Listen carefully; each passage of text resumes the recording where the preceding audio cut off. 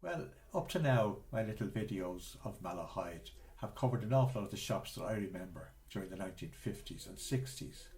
However, there's two that I haven't touched on, and I'd like to just fill that little gap maybe today.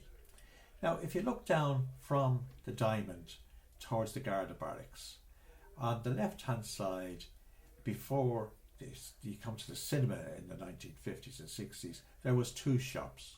One was a large shop, Findlaters, and the next shop was Sammy sweet shop and factory, and then there was the cinema. So first of all, with regard to Findlaters was a grocery shop, but it was very sort of upmarket type of grocery shop, and it was always very spick and span, and you looked in, it seemed to have plenty of space in it and well laid out. And the manager, I remember at the time, was a Mr. White, and he was always impeccably dressed. Like the whole thing had a bit of class about it, and in a way we thought maybe it was a bit upper classy, and we of course dealt with Hogan's, which we thought was more ordinary class for people at Malahide at the time. Now this is just a perception, of course.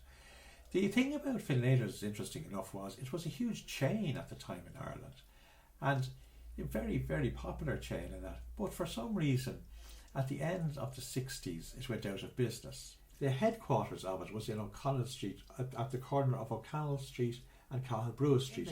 At the end of the 60s, they knocked it down and they built a huge big modern office blocks, Findlater House as it was called. So it was always called Findlater House and still is today. So that was Findlaters, a beautiful shop, as I say, and very well organised, and with the dapper Mr. White.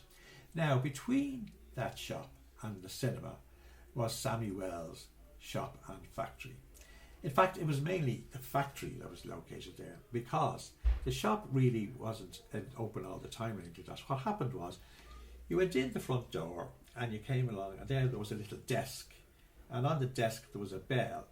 There was nobody in there, so you pressed the bell, and after a while one of the girls came out, and she was obviously worked in the sweet factory, because she'd have her cap on her hair, all her hair covered under the cap like you would, and then you'd ask for your sweets and she'd get them and put them in bags and that sort of thing and hand them. Now these were known as Sammy pure sweets. Now what the pure meant I'm not sure, maybe it was just pure sugar sweets, I don't know, but one of my favourites was bonbons. They had lovely beautiful bonbons. They had of course bull's eyes, and they had jellies and that, and there's other ones that I can't recall now, but I'm sure there's people who maybe look at this who recall the whole variety of Sammy sweets. But we looked upon them as a very classy type of sweet, and upper class sweet nearly, to go with Findlaters next door.